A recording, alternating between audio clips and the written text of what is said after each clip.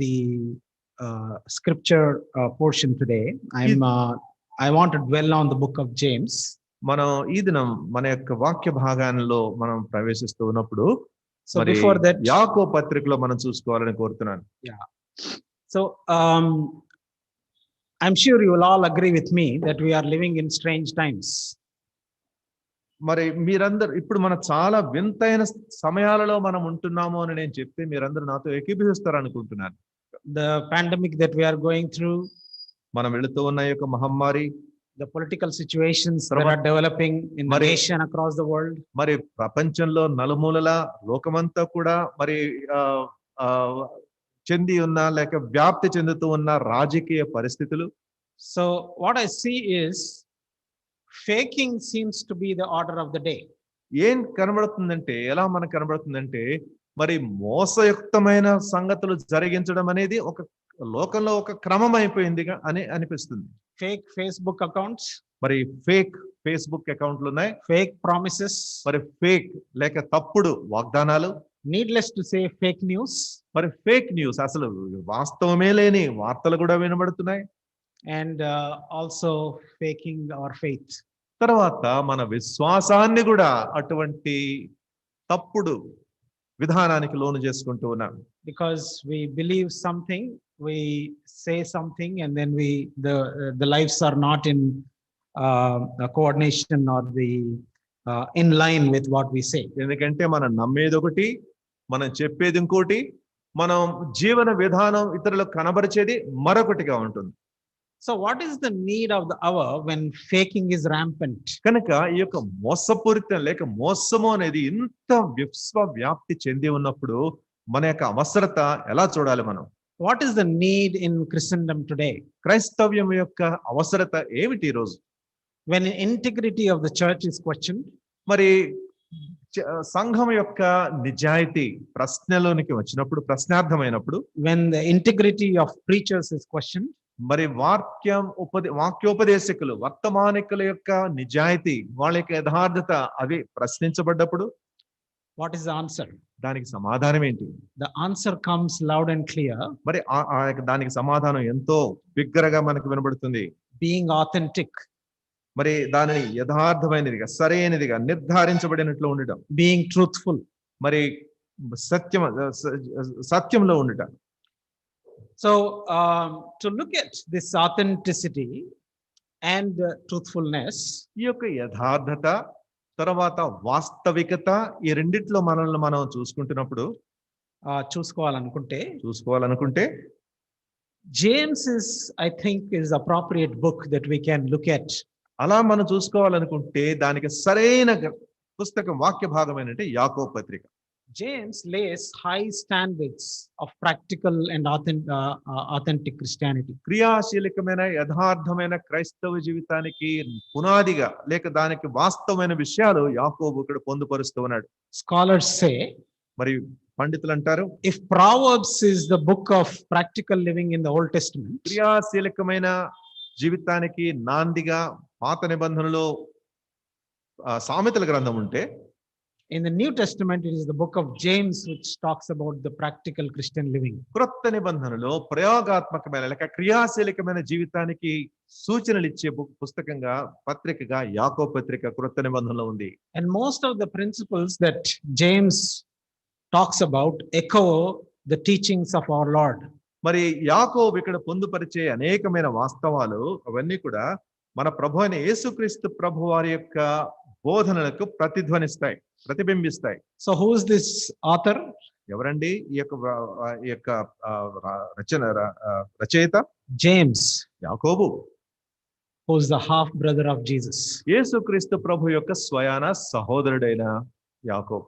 Ironically, we see that James did not accept Christ when he was living in the family along with Jesus Christ. వింతైన విషయం ఏంటంటే యేసుక్రీస్తు ప్రభువును తన కుటుంబంతో పాటు తన కుటుంబంలోనే యేసుక్రీస్తు ప్రభువుతో ఆయన వ్యవహరిస్తూ ఉన్నప్పుడు, చలిస్తూ ఉన్నప్పుడు మరి యాకోబు ఆయన నమ్ముకోలేదు. We exactly don't know when he has actually accepted Jesus Christ. అసలు యేసు ప్రభువును ఎప్పుడు ఆయన అంగీకరించాడో మనకి సరిగా తెలియదు. But we can see that Jesus appeared to James after resurrection. అయితే మనకి కనబడేది ఏంటంటే యేసుక్రీస్తు ప్రభు తన యొక్క పునరుత్థానం తర్వాత యాకోబుకి ప్రత్యక్షం అవడం జరిగింది. We can see that in 1 Corinthians 15th chapter 7th verse. ఈ విషయాలు మనకి 15వ అధ్యాయం 1 కొరింథీ 15వ అధ్యాయంలో మనకు కనబడుతుంది. So by this we can presume that James was skeptical. కనుక దీన్ని బట్టి మనం మనం మనం అర్థం చేసుకునేది ఏంటంటే యాకోబు ఎన్నెన్నో ప్రశ్నలు లేవనెత్తేవాడిగా కనబడుతున్నాడు.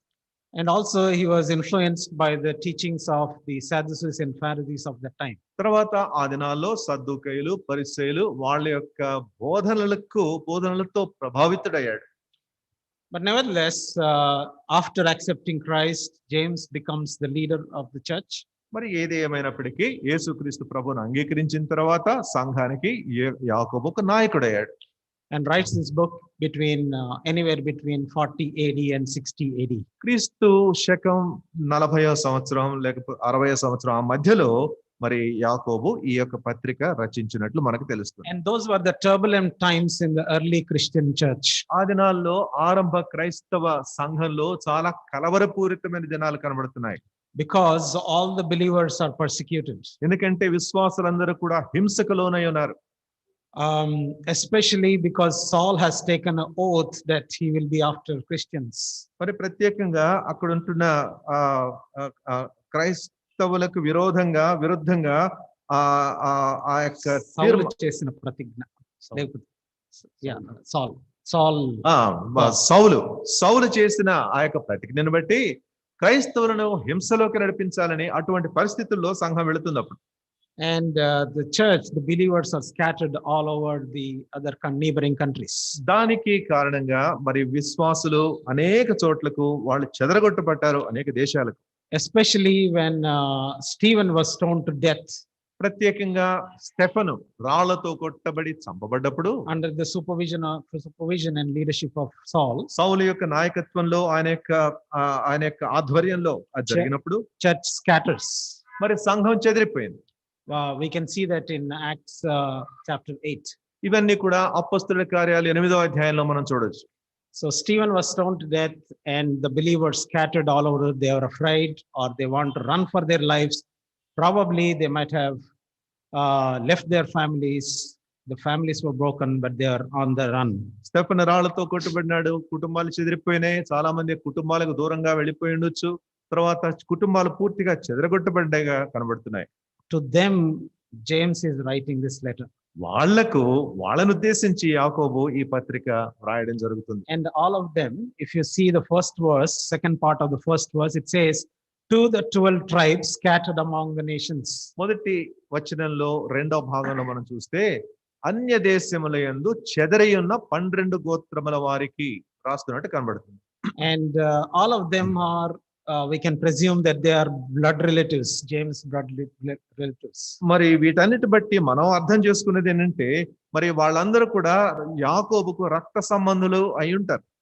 That's why he mentions my brothers 15 times in 5 chapters. అందుకనే సహోదరులారా నా సహోదరులారా అని ఈ 5 అధ్యాయాల్లో 15 సార్లు యాకోబు ప్రస్తావించడం కనబడుతుంది. So James is writing this letter with a great concern. కనుక యాకోబు ఈ యొక్క పత్రికను చాలా గొప్ప శ్రద్ధతో రాస్తున్నాడు. To encourage them, వాళ్ళను ప్రోత్సహించడానికి, to exhort them, వాళ్ళను హెచ్చరించడానికి, and to build them up in their faith. తర్వాత వారి విశ్వాసంలో వాళ్ళని కట్టడానికి. So we can also see the way James is introducing himself in this book. కనుక యాకోబు ఏ విధంగా తనను తాను ఈ యొక్క పత్రికలో పరిచయం చేసుకుంటున్నాడో కూడా మనకు ఇక్కడ కనబడుతుంది. First part of the first verse. మొదటి వచనం యొక్క మొదటి భాగం. James, a bond servant of God, bond servant of the Lord Jesus Christ. ప్రభువైన యేసుక్రీస్తు యొక్క దాసుడైన యాకోబు. Bond servant. యాకోబు అంటే దాసుడు, బానిస. That's right. So he introduces himself as bond servant. తనను తాను ఒక బానిసగా ఆయన గుర్తించుకుంటూ ఉన్నాడు. He did not say, I am the brother of Jesus. నేను యేసు ప్రభు మా అన్నండి, ఆయనకి నేను తమ్ముడు అని చెప్పుకోవడం లేదు ఆయన. He did not say, I am the leader in the church. మరి సంఘానికి నేను నాయకుడును అని కూడా చెప్పుకోవడం లేదు. But he's saying, I am the bond servant. ఆయన అంటున్నాడు, యేసుక్రీస్తు ప్రభువుకు నేను బానిసగా ఉన్నాను, దాసుడుగా ఉన్నాను. I think sometime back, Solomon Anna has given us a picture of how a servant is from a couple కొంతకాలం of weeks. క్రితం మరి సాలమన్ జితేందర్ గారు ఒక దాసుడు ఎలా ఉండాలో అనే ఒక దృశ్యాన్ని మన ముందు ఉంచాడు. So, bond servant doesn't have any rights. మరి బానిస అనే వాడికి తన హక్కులంటూ ఏమీ ఉండవు. What are the words that comes for the servant? మామూలుగా దాసుల గురించి, దాసుల నుంచి వచ్చే మాటలు ఏంటి? Yes, Prabha. Zee huzur or Chittam Prabha. Yes, Lord. అవునయ్యా, అవునయ్యా, నీ బాన్సుందరా అన్న మాటలు వినబడతాయి. So those are the words for a servant, and James is humbling himself and is saying, I am the bond servant of Lord Jesus. కనుక దాసుల యొక్క భాష అలా ఉంటుంది. దానిని బట్టి యాకోబు తనను తాను ఎంతగానో తగ్గించుకుని నేను యేసుక్రీస్తు యొక్క దాసుడును అని అంటాడు. Not brother of Jesus. యేసు ప్రభు తమ్ముడిని కాదు, తమ్ముడిని నేను అని చెప్పుకోవడం లేదు. I am the bond servant.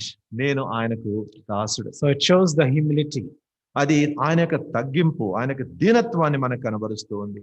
So that's a brief introduction of this book. కనుక యాకోబు పత్రికకు మరి క్లుప్తమైన ఉపోద్ఘాతం అది. Now we will see, I want us to go through some of the characteristics of authentic believer. మరి ఒక యథార్థమైన విశ్వాసికి ఉండవలసిన లక్షణాల గురించి, కొన్ని లక్షణాల గురించి నేను మీతో పంచుకోవాలని కోరుతున్నాను. There are many characteristics. మరి అనేక లక్షణాలు ఉండొచ్చు. But I'm only dwelling on few.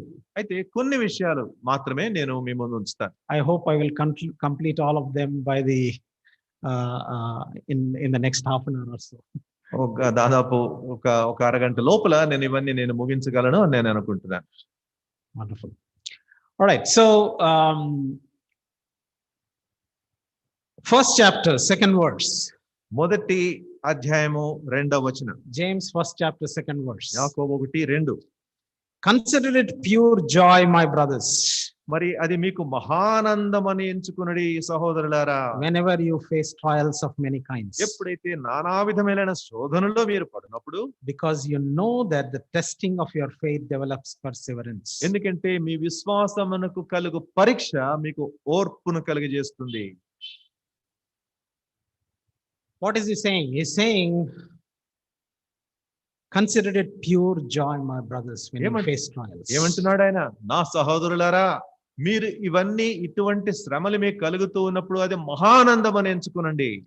So the first characteristic of a believer, of an authentic believer, కనుక ఒక యథార్థమైన విశ్వాసికి ఉండవలసిన మొట్టమొదటి లక్షణం ఏంటంటే, he or she stands trials.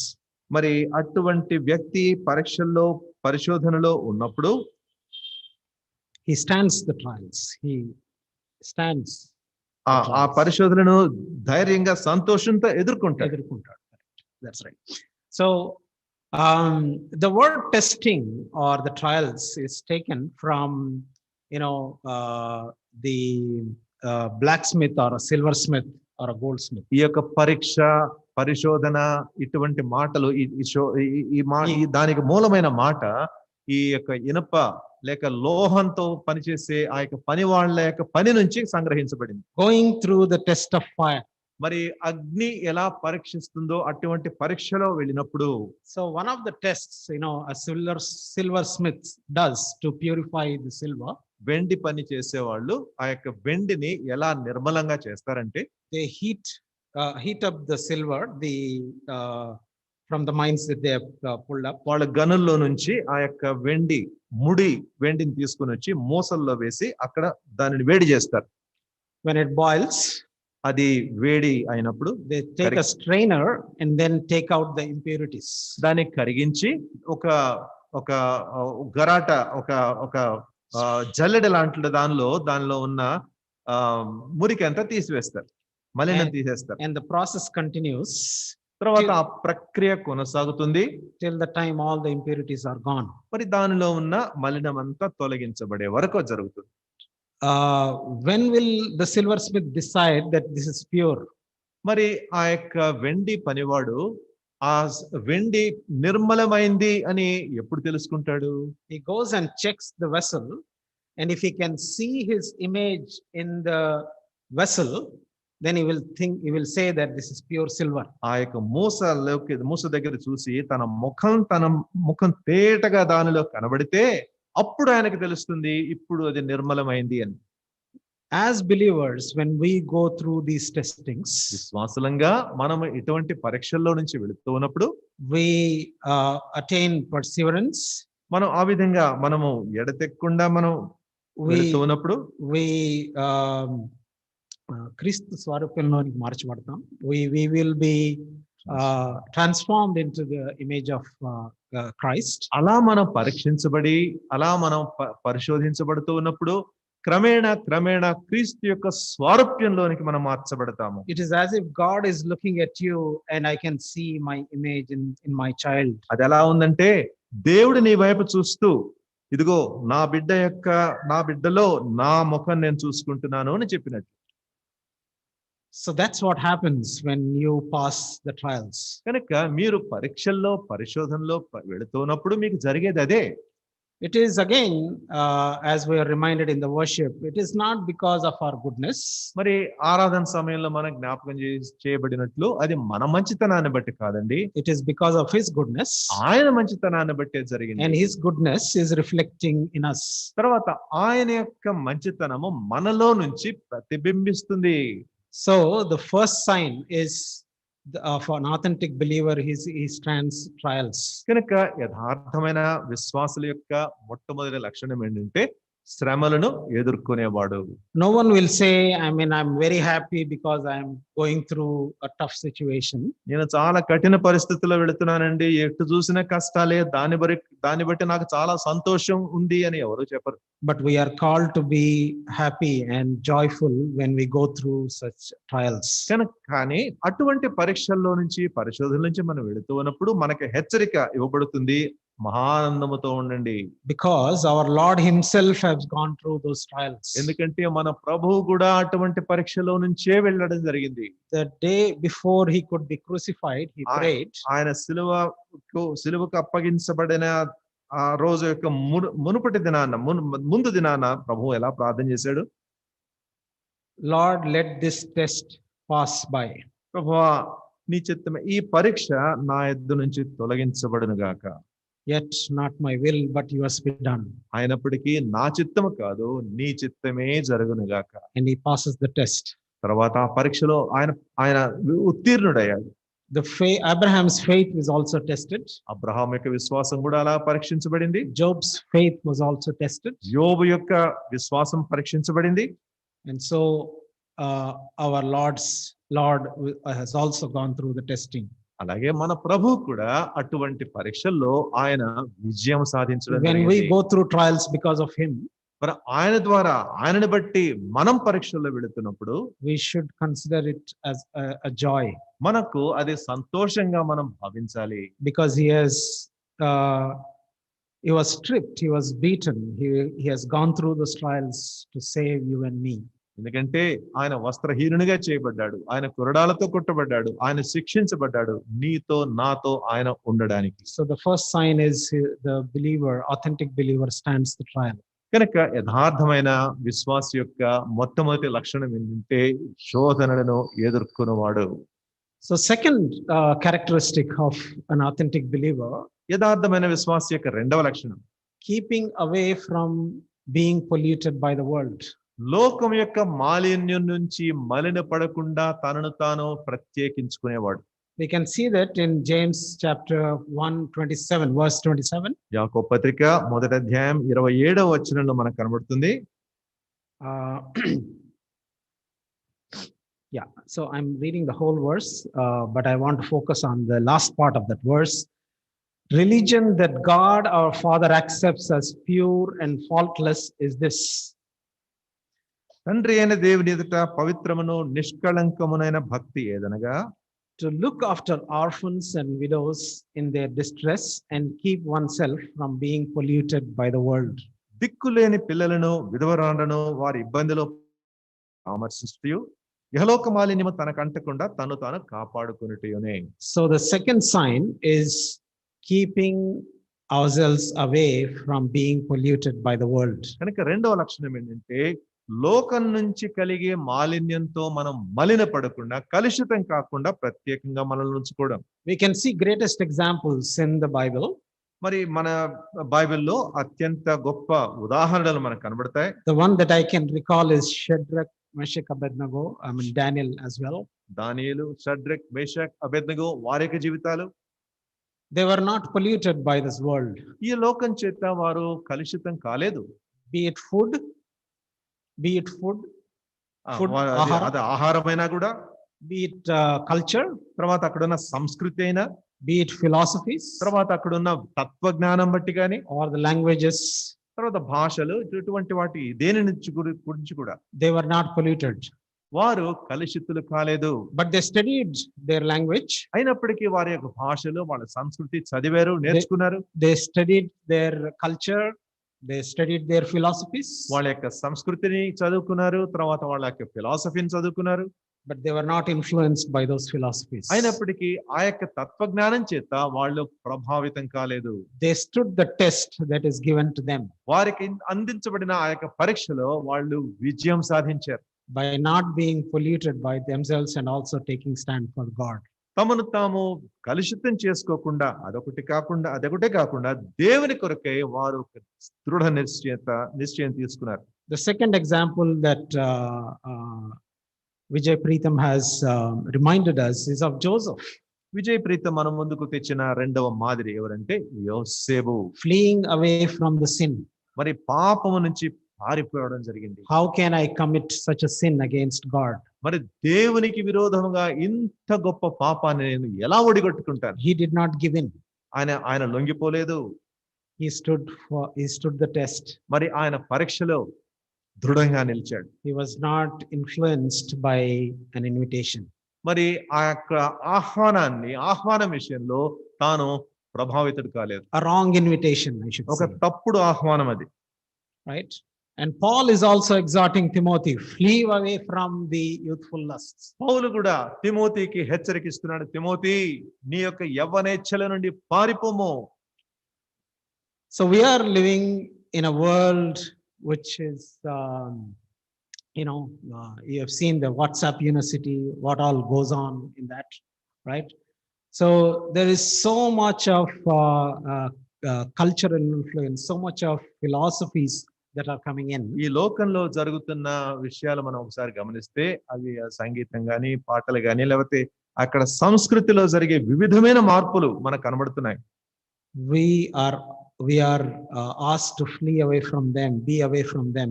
అటువంటి వాటి నుంచి మనం పారిపోవాలి, తొలగిపోవాలి అని మనకు హెచ్చరించబడుతున్నాం. Do not be defiled by them.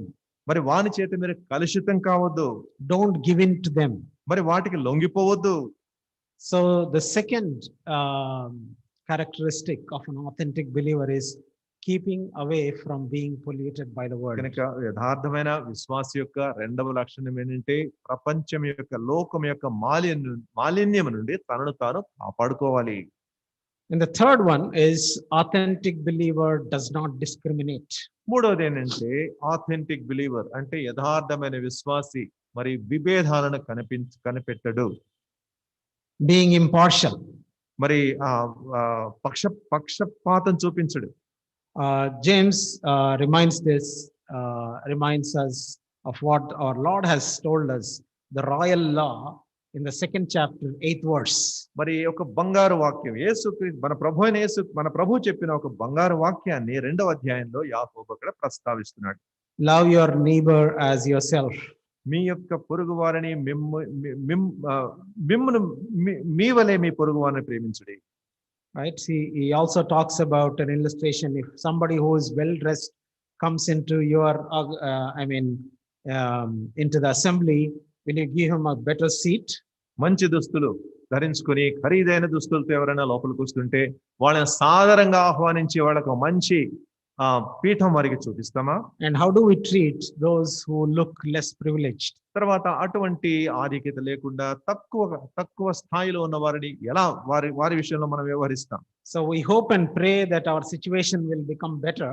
కనుక మన యొక్క పరిస్థితి సరి అవుతుంది, మంచిగా అవుతుంది, మెరుగవుతుంది మనం ఊహిస్తున్నాము, మనం ఆశపడుతున్నాం. What I mean is we want to get rid of this online thing and then get physical. ఎందుకంటే ఈ యొక్క ఆన్లైన్ అనే విషయాన్ని మెల్లగా క్రమేణా దాన్ని తీసివేసి పూర్తిగా మనం భౌతికంగా మనకి కలుసుకోవాలి అని ఆశిస్తున్నాం.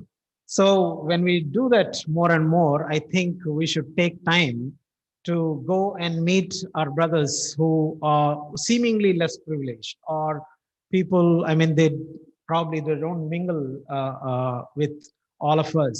Speak to them and know them. కనుక ఇటువంటి పరిస్థితులు మనం గమనిస్తూ ఉన్నప్పుడు మనకంటే తక్కువ ఆధిక్యతల్లో ఉన్న సహోదరులను వాళ్ళని పరామర్శించి వాళ్ళని తెలుసుకుని వాళ్ళ విషయం ఆసక్తి మనం కనపరచవలసిన బాధ్యత మన మీద ఉంది. So let's not discriminate between people. కనుక అటువంటి వారి విషయంలో పక్షపాతం మనం చూపించకూడదు. We should respect everyone. ప్రతి ఒక్కరికి మర్యాద మనం చూపించాలి. That's exactly what we are told in the 10 commandments also. 10 ఆజ్ఞల్లో కూడా సరిగ్గా మనకు బోధించబడింది అదే. If you look at all the 10 commandments, మరి 10 ఆజ్ఞలన్నిటిని మీరు గమనిస్తే there is one word which actually revolves around every command. ఒక్క మాట ఆ ఆజ్ఞలన్నిటిలో మనకి ఒక ప్రధానంగా కనబడుతుంది. That word is respect. అది గౌరవము లేక మర్యాద. Respect God. దేవునికి గౌరవం చూపించండి. Respect fellow believers. మరి ఇతర సహ విశ్వాసుల విషయంలో మీరు గౌరవించండి. Respect everyone. ప్రతి ఒక్కరిని మీరు గౌరవించండి. And respect their property. వారి యొక్క ఆస్తిపాస్తులను గౌరవించండి. Respect their possessions. వాళ్ళ యొక్క ఆస్తులను మీరు గౌరవించండి. So we are instructed, we are told, we are commanded to respect. కనుక వారి కలిగి ఉన్న దాన్ని అంతటిని కూడా సరైన మర్యాద మీరు చూపించాలి అని మనకు హెచ్చరికగా మనకి తెలియజేయబడింది. There is no place for discrimination. కనుక పక్షపాతం చూపించడానికి అక్కడ ఏ స్థలము లేదు. So that's the third characteristic of the authentic believer. Okay, యథార్థమైన విశ్వాసి యొక్క మూడవ లక్షణం అది. Fourth one is authentic believer submits to God. నాలుగవ లక్షణం ఏంటంటే మరి యథార్థమైన విశ్వాసి దేవునికి తనను తాను లోపరుచుకుంటాడు. We can see that in James 4th chapter 6th and 7th verses. అది యాకోబు పత్రిక 4వ అధ్యాయం 6-7 వచనాల్లో మనకు కనబడుతుంది. But he gives us more grace. ఆయన ఎక్కువ కృపనిచ్చువాడు. That's why the scripture says God opposes the proud but gives grace to the humble. అందుకనే లేఖనాలు సెలవిస్తుంది, దేవుడు అహంకారులను ఎదిరించి దీనులకు కృప అనుగ్రహించును. Submit yourself then to God, resist the devil. కనుక దేవునికి లోబడియుండుడి, అపవాదిని ఎదిరించుడి. He will flee from you. అప్పుడు వాడు మీ యొద్ద నుండి పారిపోవును. So the interesting contrast that is written in 7th verse is submit yourself then to God, and immediately is saying resist the devil. కనుక ఇక్కడ మనకి చాలా ఆసక్తికరమైన విషయం మనకు కనబడేది ఏంటంటే, కాబట్టి దేవునికి లోబడియుండుడి, అపవాదిని ఎదిరించుడి. Many times we do not resist the devil. చాలా సార్లు మనం అపవాదిని ఎదిరించాం. We tend to give in. మనం లోబడిపోతాం సులభంగా. With the words that we say is it's okay. మనం ఏమంటే పర్వాలేదులే నడుస్తుంది అనుకుంటాం, మనం అని చెప్తుంటాం. It's all right. అరే పర్వాలేదు, I can do this. It's only little. ఇది చిన్నదే కదా, చిన్నది కొంచెం సర్దుకుపోతే పోతుంది కదా. Only once. ఒక్కసారే. I'm not going to repeat it. మళ్ళీ నేను చేయను కదా. So that's how we give place to the evil one. అలాగా ఈ యొక్క అపవాదికి మనం స్థానం కల్పిస్తాం. And we think, we deceive ourselves that we are submitting to God, but we start giving in to the evil one's trap. కనుక మనం అనుకుంటాము, మనం ఆ విధంగా చేస్తున్నప్పుడు మనల్ని మనం మోసగించుకుంటున్నాము లేక దేవునిని మోసగిస్తున్నాము అని మనం అనుకోం. So we need to submit to God. కనుక దేవునికి మనం లోబడి ఉండాలి. And we need to resist the devil. తర్వాత అపవాదిని మనం ఎదిరించాలి. Let's quickly go to the next one. The fifth one is authentic believer is humble. ఐదవ లక్షణం, యథార్థమైన విశ్వాసి యొక్క ఐదవ లక్షణం, మరి అటువంటి విశ్వాసి దేవునికి దీనత్వం కనపరుస్తాడు. 10th verse. 10వ వచనం. 4వ అధ్యాయం. 10వ వచనం. 4:10. Fourth chapter, yeah. ప్రభు దృష్టికి మిమ్మల్ని మీరు తగ్గించుకొనుడి, అప్పుడు ఆయన మిమ్మల్ని హెచ్చించును. Humble yourself before the Lord and he will lift you up, right? So many times we think we are humble, right? చాలాసార్లు మనం అనుకుంటాం, నేను లోబడే ఉన్నాను కదా, నేను దీనుడుగానే ఉన్నాను కదా అనుకుంటాం మనం. But we probably are not. I mean, if you think that you are humble, the question mark is, are you really humble? కనుక దీన్ని సరిగ్గా చూసుకుంటే, నేను దీనుడిని మనల గురించి మనం అనుకుంటూ ఉంటే గొప్ప ప్రశ్నార్థకంగా మన యొక్క మాట మిగిలిపోతుంది. So one of the spiritual brothers has written a quote for me. He said, humility is such a tricky thing. The moment you think you got it, you actually lost it. మరి నాకు ఆత్మీయుడైన ఒక సహోదరుడు ఈ విధంగా నాకు రాశాడు. ఈ యొక్క దీనత్వము అంటే ఎలాంటిది అంటే, ఆ దీనత్వం నాకుంది అని నువ్వు అనుకున్న క్షణాన నీవు దాని నుంచి తొలగిపోతావు. So we need to practice humility. కనుక ఈ యొక్క దీనత్వము అనే దాన్ని మనం అభ్యాసం చేయాలి. James is the greatest example that we have seen. యాకోబు ఈ విషయంలో గొప్ప మాదిరిగా మనకు కనబడుతూ He ఉన్నాడు. said, I am the bond servant. నేను ఆ ప్రభువుకు నేను దాసుడును, ఒక బానిసను. He did not talk great about himself, that he's a church leader or he's the brother of Jesus. తన గురించి తాను ఏమీ గొప్ప చెప్పుకోలేదు. తాను నాకు సంఘ నాయకుడినని, తర్వాత యేసుక్రీస్తు ప్రభువుకు నేను తమ్ముడినని అని చెప్పుకోలేదు. So he is the greatest example. కనుక ఆయన గొప్ప మాదిరిగా మన ముందున్నాడు. And greater example than that is our Lord himself. అంతకంటే గొప్ప మాదిరి మన ప్రభువే. We can see that in Philippians chapter 2. Philippi పత్రిక 2వ అధ్యాయంలో దాన్ని మనం చూడొచ్చు. Philippians chapter 2, we'll read from 6 onwards. Philippi పత్రిక 2వ అధ్యాయం 6వ వచనం నుండి. Yeah, so I will read from 5. Your attitude should be the same as that of Christ Jesus. క్రీస్తు యేసునకు కలిగిన ఈ మనస్సు మీరును కలిగి ఉండుడి. 5వ వచనం. Who being in very nature of God did not consider equality with God something to be grasped. ఆయన దేవుని స్వరూపము కలవాడై ఉండి దేవునితో సమానముగా ఉండుట విడిచిపెట్టకూడని భాగ్యమని ఎంచుకొనలేదు, కానీ but made himself nothing. అయితే తనను తాను రిక్తునిగా చేసుకొనెను. Taking the very nature of a servant, being made as human likeness. మనుష్యుల పోలికగా పుట్టి దాసుని స్వరూపమును ధరించుకొని, and being found in appearance as a man, ఆయన ఆకారమందు మనుష్యుడిగా కనబడి he humbled himself and became obedient to death, even to the death on the cross. మరణము పొందినంతగా, అనగా సిలువ మరణం పొందినంతగా విధేయత చూపిన వాడే తన్ను తాను తగ్గించుకొనెను. Therefore God exalted him to the highest place. అందుచేత ఆయన అందరికంటే అధికంగా దేవుడు ఆయనను హెచ్చించడం జరిగింది. And gave him the name that is above every name.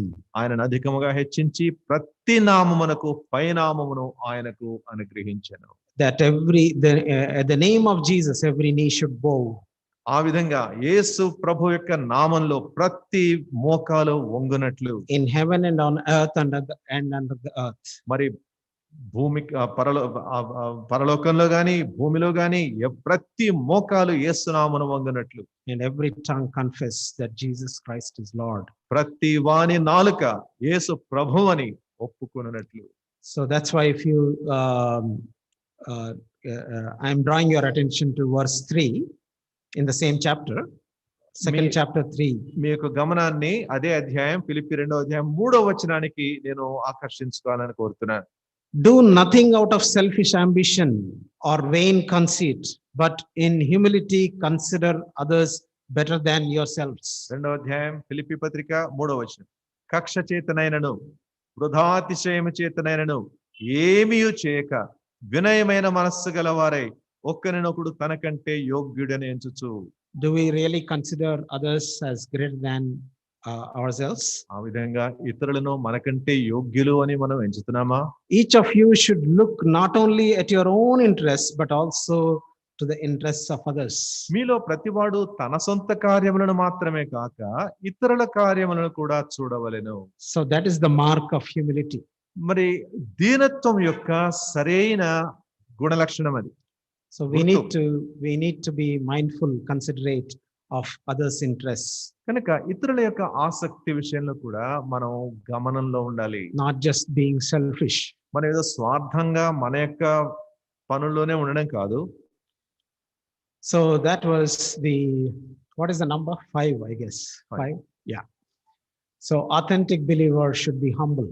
కనుక ఒక యథార్థమైన విశ్వాసి దీనుడుగా ఉండాలి. And the 6th one is authentic believer does what he says and says what he does.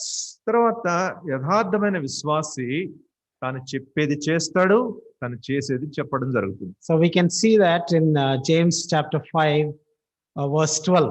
దాన్ని మనం యాకోబు పత్రిక 5వ అధ్యాయం 12వ వచనంలో చూడగలం. Above all, my brothers, do not swear, not by heaven or earth or by anything else. Let your yes be yes and no be no, or you will be condemned. 5:11 యాకోబు పత్రిక, నా సహోదరులారా, ముఖ్యమైన సంగతి ఏదనగా ఆకాశము తోడని గాని భూమి తోడని గాని మరి దేని తోడని గాని ఒట్టు పెట్టుకొనక మీరు తీర్పు పాలు కాకుండానట్లు అవునంటే అవును, కాదంటే కాదు అని ఉండవలెను. Do what you say and say what you do. నువ్వు చేసేది చెప్పేది చేయాలి, చేసేది చెప్పాలి. Right? Let your yes be yes, no be no. మీరు అవునంటే అవును, కాదంటే కాదు అని ఉండాలి. How are our S's? Our S's are generally subject to. We say, I will do that provided, subject to. అవును అని చెప్పే విషయాలు మామూలుగా ఎలా ఉంటాయి? నేను చేస్తాను, కానీ ఇది జరిగితే ఇది జరిగితే నేను చేస్తానని చెప్పుకుంటాను. But the word of God says, let your yes be yes and no be no. అని దేవుని యొక్క వాక్యం చెప్తుంది, మీ యొక్క అవును అవునని, కాదు కాదని మాత్రమే ఉండాలి. There should be a correlation between what you say and what you do. నువ్వు చెప్పేదానికి నువ్వు చేసేదానికి ఒక అన్యోన్య సంబంధం ఉండాలి. So that's the sixth sign of అది 6వ గుర్తింపు. Right? And the last one, the 7th one is 7వ. Authentic believer is accountable in every aspect of his life. మరి యథార్థమైన విశ్వాసి తన జీవితంలో ప్రతి భాగంలో కూడా ప్రతి విషయంలో కూడా లెక్కప్పజెప్పవలసిన వాడిగా ఉండాలి, ఉత్తరవాదిగా. We can see that in James 5th chapter 16th verse. మరి అదే యాకోబు పత్రిక 5వ అధ్యాయం 16వ వచనంలో మనం చూడగలం. Therefore, confess your sins to each other and pray for each other so that you may be healed. The prayer of a righteous man is powerful and effective. మీ పాపములను ఒకనితోనొకడు ఒప్పుకొనుడి, మీరు స్వస్థత పొందినట్లు ఒకరికొకడు ప్రార్థన చేయుడి. నీతిమంతుని విజ్ఞాపన మనఃపూర్వకమైనదే బహుబలము గలదయుండును. Do we really see such a practice in our churches or among our believer groups? మన సంఘాల్లో గాని విశ్వాసుల గుంపులో గాని ఇటువంటి అభ్యాసం మనం చూడగలమండి? Do we confess our sins with each other? ఒకరితో ఒకరు మన పాపాలు ఒప్పుకుంటామా? This talks about accountability. మరి ఇది మనం యొక్క లెక్కప్పజెప్పవలసిన మన స్వభావాన్ని సూచిస్తుంది. I think Preetham has reminded this very well in when he was taking the table message. మరి బల్ల వర్తమానం చెప్పేటప్పుడు మరి ప్రీతం ఈ విషయంలో చాలా నొక్కి చెప్పడం జరిగింది. Accountability. He pulled up the cell phone and he said, what is that you don't want to show to your wife? ఉత్తరవాదత్వం అంటే మరి నీ సెల్ ఫోన్ పైకి తీసుకుని వచ్చి నీవు వేరే వాళ్ళకి చూపించలేనిది అక్కడ ఏదైనా ఉందా? So in your family, do you confess if you are a child and you have parents, and do you go to your parents and say, daddy, mommy, this is what I've done, I'm wrong? Do we really confess that to our parents? నీ యొక్క కుటుంబంతో ఈ విషయాలు ఒప్పుకునేదానవుగా నేను ఉన్నావా? ఒకవేళ నువ్వు చిన్న బిడ్డవైతే, అమ్మా నాన్న ఈ విషయంలో నేను తప్పు చేశాను అని నేను ఒప్పుకుంటున్నాను అని చెప్పే పరిస్థితి నీకుందా? That is accountability. అది ఉత్తరవాదత్వం అంటే. Same thing between husband and wife. మరి భార్యాభర్తల మధ్యలో కూడా అలాగే ఉండాలి. And same thing with senior believers. అదే మరి పెద్ద లేక వయసులో పెద్ద విశ్వాసుల విషయంలో కూడా అలాగే ఉండాలి. We need to confess our sins. We need to tell our weaknesses and ask for prayers and also ask for guidance to correct ourselves so that we can live a pleasing life to the Lord. మన యొక్క బలహీనతలు ఒప్పుకొని, మన యొక్క పాపాలు ఒప్పుకొని, సహాయం కొరకై మనం ఆ ప్రార్థన కొరకై మరి వేరే వారిని మనం అర్థించాలి. Accountability in the family. మరి కుటుంబంలో లెక్కప్పజెప్పవలసిన ఉత్తరవాదత్వం. Accountability in the office. తర్వాత ఆఫీసుల్లో ఉత్తరవాదత్వం. Accountability in the church. తర్వాత సంఘంలో కనబడవలసిన ఉత్తరవాదత్వం. Accountability in whichever position you are holding. నీవు ఎటువంటి స్థానాన్ని నీవు అలంకరించినప్పటికీ దానిలో నీవు కనబరచవలసిన నిబద్ధత. Because we are going to give account to him one day. ఎందుకంటే ఆయనకు ఒకసారి అన్ని విషయాలలో మనం లెక్కప్పజెప్పవలసిన పరిస్థితి సమయం వస్తుంది. That's the judgment. That's the judgment. తీర్పు సమయం అదే. And greatest model again here is our Lord himself. మరి ఇక్కడ మనకు కనబడే గొప్ప మాదిరి ఏమంటే మన ప్రభువే, సాక్షాత్తు మన ప్రభువే. Because he was accountable and he said it is finished on the cross. ఎందుకంటే ఆయన లెక్కప్పజెప్పవలసిన వాడుగా ఉండి లెక్క అప్పగించి సిలువలో సమాప్తమాయను అని ఆయన ప్రకటించాడు. He has given his account to God. తన యొక్క లెక్కను దేవుని యొద్ద ఆయన ఉంచాడు. If Jesus is giving account for his life, యేసు ప్రభువే తన జీవితం గురించి దేవునికి లెక్కప్పజెప్తే, and you and me are more accountable, should be more accountable. నీవు నేను మరి ఆయనకు మరింతగా లెక్కప్పజెప్పవలసిన వారంగా ఉన్నాము. Right. So these are some of the characteristics that I wanted to bring to you. మరి ఈ లక్షణాలు నేను మీ ముందు ఉంచాలనుకున్న కొన్ని లక్షణాలు ఇవి. So I want to conclude with two important points. రెండు ప్రధానమైన తలంపులు మీ ముందు ఉంచాలని కోరుతున్నాను. James chapter 1 22nd to 25. యాకోబు పత్రిక మొదటి అధ్యాయం 20, where he says, be a doers of the word. which was first verse, 22nd to 25. 22 నుంచి 25 వరకు మీరు వాక్యానుసారంగా నడుచుకున్న వారై ఉండండి. Not just hearers of the word. ఏదో వాక్యాన్ని కేవలం వినేవాళ్ళుగానే కాదు, but be doers of the word. అయితే వాక్యం విషయం చేయవారిగా ఉండండి. Sunday after Sunday we come. ప్రతి ఆదివారం ఎలా మనం వస్తూ ఉన్నాము, we will listen to the word. దేవుని యొక్క వాక్యాన్ని వింటూ ఉన్నాము, and we'll go away. మనం అలాగే వెళ్ళిపోతాం. Are we taking action about what we hear? మనం ఏం వింటున్నామో దాని విషయంలో ఏమైనా మనం ప్రతిచర్యను కనబరుస్తున్నామా? James is asking us, calling us to be the doers, not just hearers of the word. కనుక యాకోబు మనల్ని హెచ్చరిస్తూ ఉన్నాడు, కేవలం వాక్యాన్ని వినడం మాత్రమే కాదు, దానికి అనుగుణంగా ప్రవర్తించడం కూడా అవసరము. How many sermons do we need to hear before we change? మనలో మార్పు చెందాలి అంటే, మార్పు రావాలి అంటే ఎన్ని ప్రసంగాలు మనం వినాలి? We are like the person who actually looks at a mirror and then forgets how he looks like. That's what James is describing in those verses. యాకోబు వివరిస్తూ ఉన్నట్టు, మరి ఒకడు వెళ్ళి తన అద్దంలో తన ముఖాన్ని చూసుకుని అటు పక్కకి వెళ్ళి అది ఎలా ఉన్నానో పూర్తిగా మర్చిపోయాడు అనే పరిస్థితి అక్కడ కనబడుతుంది. So that's why let me read this 23rd verse, 23వ వచనం, first chapter. Anyone who listens to the word but does not do what it says is like someone who looks at his face in the mirror and after looking at himself goes away immediately and forgets what he looks like. ఎవడైనను వాక్యమును వినువాడై ఉండి దాని ప్రకారము ప్రవర్తింపనివాడైతే వాడు అద్దములో తన సహజ ముఖమును చూచుకున్న మనుష్యుని పోలిని ఉన్నాడు. Right. So I recall an incident that has happened where my friend's father was going out.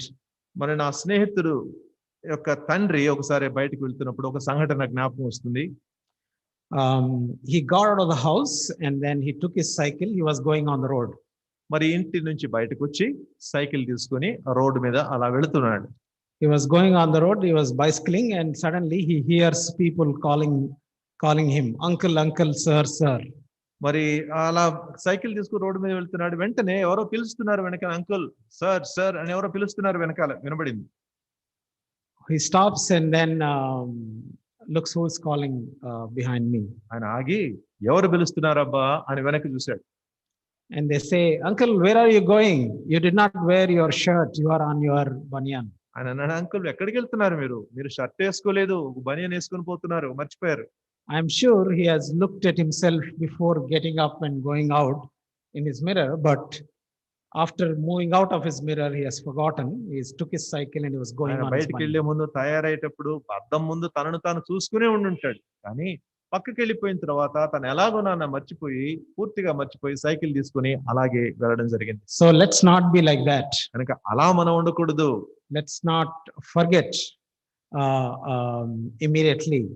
I mean, when we hear the word, let's take an action about it. Let's be doers, not just hearers of the word. కనుక మనం అలాగ ఉండకుండా వాక్యాన్ని మనం వినేటప్పుడు వాక్యాన్ని విని దాని పట్ల ప్రవర్తించువారిగా ఉండాలి. One of my friends also told me, he used to tell me, senior believer, ఒక నాకంటే పెద్ద స్నేహితుడు, విశ్వాసిగా ఉన్న ఒక స్నేహితుడు ఇలా చెప్పాడు నాకు, how many books do you need to read before you change your life? నీ జీవితం మార్పు చెందాలంటే ఎన్ని పుస్తకాలు చదవాలయ్యా నువ్వు? One book is enough. ఒక్క పుస్తకం చాలు. Provided you take it seriously. దానిని నువ్వు తీవ్రంగా తీసుకోవాలంటే ఒకే ఒక పుస్తకం చాలు. One message is enough. ఒక్క వర్తమానం చాలు. If we really take it seriously. దాని నిజంగా నీవు తీవ్రంగా పరిగణిస్తే. So let's be doers of the word, not just hearers of the word. కనుక కేవలం వాక్యాన్ని వినేవారిగానే కాకుండా ఆ వాక్యం విషయమే ప్రవర్తించేవారుగా, వాక్యం విషయమే చేసేవారిగా మనం ఉందాం. And second thing that I want to highlight is live out your faith. తర్వాత నీ జీవితంలో నీ యొక్క విశ్వాసాన్ని కార్య సాధకం చేసుకోవాలి. James 2nd chapter 14th to 17th verses, you can see that. రెండవ అధ్యాయం, యాకోబు పత్రిక రెండవ అధ్యాయం 14 నుంచి 17 వరకు మీకు అది కనబడుతుంది. What good is it, my brothers and sisters, if someone claims to have faith but has no deeds? ఎవరికైనా విశ్వాసం కలదని చెప్పి దానికి తగిన చర్యలు క్రియలు లేకపోతే అది ఏమి ప్రయోజనము? Can such faith save them? అటువంటి విశ్వాసం అతనిని రక్షించగలదా? Suppose a brother or a sister is without clothes and daily food. ఒక సహోదరుడైనా ఒక సహోదరి అయినా దిగంబరి ఉండి వారికి ఆహారము వస్త్రాలు లేకపోతే, if one of you says to them, go in peace, keep warm, well fed, but does nothing about their physical needs, కనుక వారి యొక్క భౌతిక వస్త్రాల విషయమై ఏ పని చేయకుండా మీరు వెళ్ళండి, ఇంటికి వెళ్ళండి, చలి కాచుకోండి, బాగా తినండి, ఆరోగ్యంగా ఉండండి అని చెప్తే, in the same way faith by itself, if it is not accompanied by the action, is dead. కనుక అలాగే మీ విశ్వాసం కూడా ఆ విశ్వాసానికి తగిన చర్యలు మీలో కనబడకపోతే అది మృతమైన విశ్వాసము. So James is calling us to live out our faith. కనుక యాకోబు మనకి పిలుపుని అందిస్తూ ఉన్నాడు, మన యొక్క విశ్వాసాన్ని కార్యసాధకం చేయాలి. So let's live out our faith wherever we are. కనుక మనం ఎక్కడున్నా సరే మన యొక్క విశ్వాసాన్ని చర్యల్లో కనబరుద్దాం. In the family, in the church, in the society, in the apartment, in the workplace, wherever you are. కుటుంబంలోను, మన పని స్థలాల్లోను, మన అపార్ట్మెంట్లోను, మన ఇంటి పొరుగు ప్రాంతంలోను, ఎక్కడున్నా సరే. Today this is the need of the hour. ఈ దినము సరైన అత్యంత అవసరమైన అవసరత ఇదే, of being an authentic believer. మరి యథార్థమైన దృఢమైన విశ్వాసిగా ఉండడం. So my question to all of us, and as I question myself, is how many actions have I taken after listening to sermons to correct myself? మరి ఈ దినం నేను మీ ముందు ఉంచుతున్న ప్రశ్న, అదే ప్రశ్న నాకు కూడా వేసుకుంటున్నాను. మనం ఈ విధంగా యథార్థమైన విశ్వాసంగా ఉండాలంటే ఎన్ని ప్రసంగాలు, ఎన్ని వర్తమానాలు మనం వినాలి? God is calling you to be the doer, not just the hearer. కేవలం వినేవాడిగానే కాకుండా ప్రవర్తించువాడిగా వినే దానికి అనుగుణంగా ప్రవర్తన దేవుడు కోరుతూ ఉన్నాడు. How many times will we postpone about something that God has been speaking to us? దేవుడు అనేక సార్లు మనతో మాట్లాడుతున్న విషయంలో మనం ఎన్నిసార్లు వాయిదా వేసేవాళ్ళంగా ఉన్నాం. We hear like this and we leave like this. ఒక చెవితో విని ఇంకొక చెవితో విడిచిపెట్టే వారంగా ఉన్నాం. How many times will we ignore God's word? దేవుని యొక్క వాక్యాన్ని ఎన్నిసార్లు మనం నిర్లక్ష్య పెట్టాం. He is speaking to me and speaking to you to correct our lives. దేవుడు నాతో మాట్లాడుతున్నాడు, నీతో మాట్లాడుతున్నాడు, మన జీవితాలు సరి చేసుకోవాలి అని. Are we living our faith when we are alone? మనం ఒంటరిగా ఉన్నప్పుడు మన విశ్వాసాన్ని మనం ఆ విధంగా యథార్థంగా గడుపుతున్నామా? Are we living our faith at our home, in our homes? మన ఇళ్లలో మన యొక్క విశ్వాసాన్ని కార్యసాధకం చేసేలా మనం చేస్తున్నామా? At our workplace? మన యొక్క పని స్థలాల్లో, in the college? మన కాలేజీలో, in the స్కూల్లో? So God is calling us to live out our faith everywhere. కనుక మన యొక్క విశ్వాసాన్ని కార్యసాధకం చేయాలని, విశ్వాసానికి అనుగుణంగా ప్రవర్తించాలని దేవుడు మనల్ని పిలుస్తూ ఉన్నాడు. If we are not living out our faith, మన విశ్వాస జీవితానికి, విశ్వాసానికి తగిన జీవితం మనం కనబరచకపోతే, we are only faking our faith. మన యొక్క విశ్వాసాన్ని తప్పుడుగా మోసయుక్తంగా మనం కొనసాగిస్తున్నాము. So let's examine ourselves today. Are we living our faith? Are we the doers of the word? కనుక ఈ దినం మనల్ని మనం పరీక్షించుకుందాం. మన యొక్క విశ్వాసాన్ని మనం యథార్థంగా పరిగణిస్తున్నామా, లేకపోతే దేవుని యొక్క వాక్యానికి కేవలం వినేవారిగానే మనం ఉన్నామా? So let us ask God today to help us to live out our faith and to be doers and not just hearers. కనుక ప్రభువును మనం అడుగుకుందాం, ప్రభువా మరి నీవు కేవలం వాక్యాన్ని వినేవాళ్ళ మాత్రమే కాకుండా వాక్యానికి తగిన జీవితం కలిగి ఉండేవారిగా, వాక్యం విషయమై ప్రవర్తించులాగిన మమ్మల్ని చేయండి. May the Lord bless this word. దేవుడు తన వాక్యాన్ని దీవించునుగాక. పరిశుద్ధుడైన జీవం కలిగిన మహోన్నతుడైన మా తండ్రి, మీ యొక్క వాక్యం ద్వారా ప్రభా, ప్రశస్తమైన వాక్యం ద్వారా ప్రభా, మీరు మాతో మా ముందుకు తెచ్చిన అనేకమైన విషయాలను బట్టి ప్రభా మీకు వందనాలు. మీ యొక్క వాక్యాన్ని మేము వింటూ ఉన్నప్పుడు ఎన్నో విధాలుగా ప్రభా మీ యొక్క వాక్యాన్ని మీరు మాకు తెలియజేస్తూ ఉన్నారు. ఎన్నిసార్లు ప్రభా మేము దానిని తేలిగ్గా పరిగణించాము. వాక్యం విశేషంగా ప్రభా మీరు మాకు ఇస్తున్నారు. ప్రభా నీ యొక్క వాక్యం ఎంతో బలమైనది, దృఢమైనది, అది శాశ్వతమైనది అని మేము తెలిసి కూడా అనేక సార్లు మేము నిర్లక్ష్య పెట్టాము. ప్రభా వాక్యానికి తగిన జీవితాలు మేము ప్రవర్తించలేకపోయాము. ప్రభా క్షమించమని వేడుకుంటున్నాను. ఏ ప్రదేశంలో, ఏ స్థలంలో, ఏ సందర్భంలో ప్రభా ఈ విధంగా మేము చేసామో, నీకు సాక్షులంగా, నీకు మాదిరిగా ప్రభా మేము జీవించలేకపోయాము. ప్రభా వాటిని జ్ఞాపకం చేసుకుంటూ క్షమాపణ వేడుకుంటున్నాను. మమ్మల్ని దర్శించండి, మమ్మల్ని నడిపించండి. ప్రభా నీకు చెందిన ప్రజలంగా ప్రభా ఈ లోకంలో మీరు మమ్మల్ని ఉంచారు. ప్రభా నీ యొక్క రూపము, నీ యొక్క ప్రతిరూపం మాలో ప్రతిబింబించాలని ప్రభా మీరు కోరుతూ ఉన్నారు తండ్రి. దాన్ని బట్టి ప్రభా మీకు వందనాలు. ఎన్నోసార్లు ప్రభా వేషధారి జీవితంతో ప్రభా మేము జీవించాం. రహస్య సమయాలలో ప్రభా మమ్మల్ని మేము మోసగించుకుంటూ వచ్చాం. ప్రభా క్షమించండి. ప్రభా మీ యొక్క వాక్యం మాలో ప్రభా మీరు వినిపించినప్పుడు ఆ వాక్యాన్ని మాలో పనిచేయనట్లు వాక్యం ఆత్మ అనే నీటితో ప్రభా నీరు కట్టుమని ప్రభా అని వేడుకుంటున్నాను. వాక్యం ఫలింపు చేయండి. వాక్యంలో ప్రభావం ఎదిగే కృపను మాకు దయచేయండి. మీ శక్తి గల నామంలో మరొకసారి మమ్మల్ని మేము తగ్గించుకుంటూ మా ప్రభు అయిన యేసును మా జీవితంలోనూ, మా యొక్క సంఘంలోనూ, మా యొక్క జీవితాలలో హెచ్చించుకుంటూ మా ప్రభు, మా రక్షకుడైన యేసుక్రీస్తు ప్రభు నామంలో ప్రార్థించి వేడుకుంటూ ఉన్నాం తండ్రి. ఆమేన్.